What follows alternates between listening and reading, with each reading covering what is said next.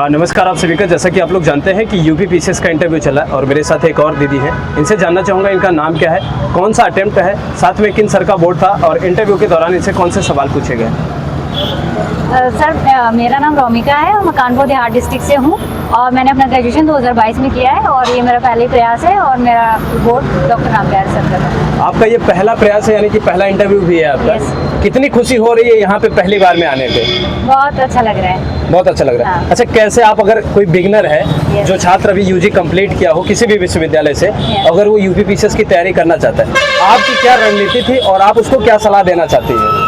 सबसे पहले तो सिलेबस देखिए अच्छे से, उसके बाद मुझे लगता है PYQ देखने चाहिए कि हमें एक तरह से आइडिया लग जाता है कि कैसे क्वेश्चन आ रहे हैं। और उसके बाद अपने स्टैंडर्ड बुक जो है, जिन लोगों ने जैसे NCERT नहीं पढ़ी, जैसे मेरा आर्ट्स का बैकग्राउंड था, ह्यूमैनिटी, तो मैंने NCERT पढ़ रखी थी पहले से। और जिन लोगों का जैसे साइंस बैकग्राउंड होता है तो बेस बनाने के लिए NCERT प्रेफर कर सकते हैं। उसके बाद स्टैंडर्ड बुक पे और फिर घटना चक्र सॉल्व करिए और टेस्ट जब एग्जाम आ जाए और प्री और मेंस साथ करते रहिए, क्योंकि लास्ट अभी जैसे प्री में टाइम है दिसंबर में, तो भी मेंस पे फोकस करिए और लास्ट के 2-3 महीने रह जाए, उसके बाद से फिर हम प्री पे फोकस हो जाए। आपका आर्ट्स बैकग्राउंड था, सीसेट में कोई दिक्कत नहीं हो रही थी? नहीं, मेरे को सीसेट में दिक्कत नहीं हुई, मेहनत लगी थोड़ी सी, लेकिन इतनी देर में बस क्वालिफाई हो गया था, पास हो गया था। अच्छा, मेंस के लिए क्या आपकी रणनीति थी और छात्रों को क्या बताना चाहेंगे? मेंस के लिए तो यही है कि जितना अच्छा से जितना ज़्यादा लिख पाओ आप, जितने अच्छे से। एक टाइम मैनेजमेंट का भी होता है कि आप 3 घंटे में आपको 20 क्वेश्चन लिखना होता है, तो काफ़ी टफ तो होता ही है, लेकिन आंसर राइटिंग प्रैक्टिस अगर अच्छी होगी तो आप अच्छे से कर ले जाएंगे। अच्छा, राइटिंग का भी कुछ इशू होता है या आप जो है लिख रहे हैं वो सॉलिड होना चाहिए? जैसे काफी लिखने बच्चे का भी सॉलिड होना चाहिए। आप इंट्रो और मेन बॉडी के कंक्लूजन आपको लिखना होता है, तो आंसर भी अच्छे होने चाहिए। जैसे कुछ बच्चे पूछते हैं कि उनकी हैंड राइटिंग अच्छी नहीं है, वो बच्चे थोड़े से घबराए रहते हैं कि कैसे मेंस में जो है क्वालिफाई होगा जो है।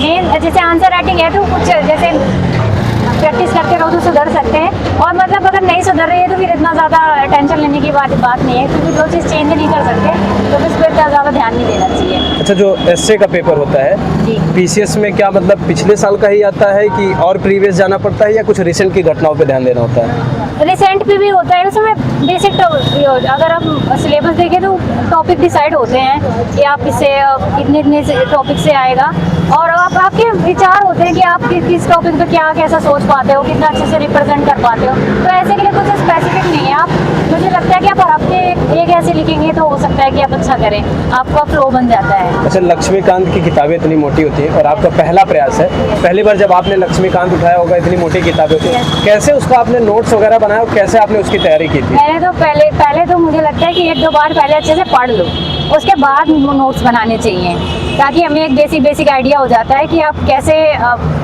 कौन चीज़ें मेन है, कौन हमारे मेंस में काम आने वाली है, कौन इंटरव्यू में, और घटना जब सॉल्व करिए अच्छे से, तो मुझे लगता है कि हो जाता है। अच्छा, बोर्ड ने आज आपसे कौन से सवाल पूछे इंटरव्यू के दौरान? पहले मेरा बैकग्राउंड पूछा, मेरा नाम पूछा, और नाम तो नहीं पूछा था, मतलब बैकग्राउंड ही पूछा था उन्होंने, और उसी से रिलेटेड क्वेश्चन थे कि आप कैसे पॉलिटिकल साइंस से हैं तो आप कैसे उसमें यूज़ करेंगी। और पूछा था एक राष्ट्रपति का, जो पूछा था कि कौन से चुनाव में वो भाग लेते हैं, कौन से लोग भाग उसमें लेते हैं। तो मेरे को इतना अच्छे से उस टाइम याद नहीं आ पा रहा था, तो मैंने सॉरी बोल दिया था। अच्छा, कोई ऐसा भी सवाल था जिसका जवाब आप ना दे पाई हो?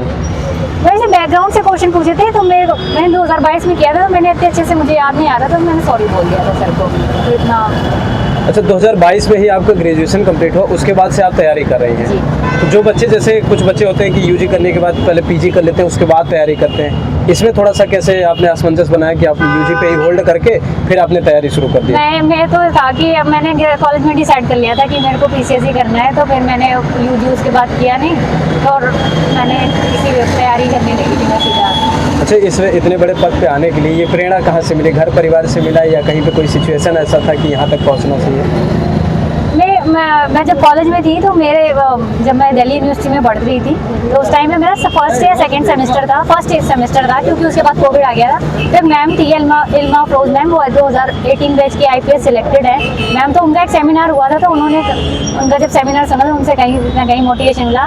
और अच्छा, जैसे जो मोटिवेशन वाली बात है, हाँ। आपका पहला प्रयास है, हाँ। आपने कैसे वो मोटिवेशन बनाए रखा कि तैयारी के दौरान, क्योंकि आपको कुछ नहीं पता था कि मैं प्री दे के आई हूँ, क्वालिफाई हो गया, हाँ। तो मेंस में इंटरव्यू में क्या होगा क्या नहीं होगा, कैसे आपने ये असमंजस बनाया था?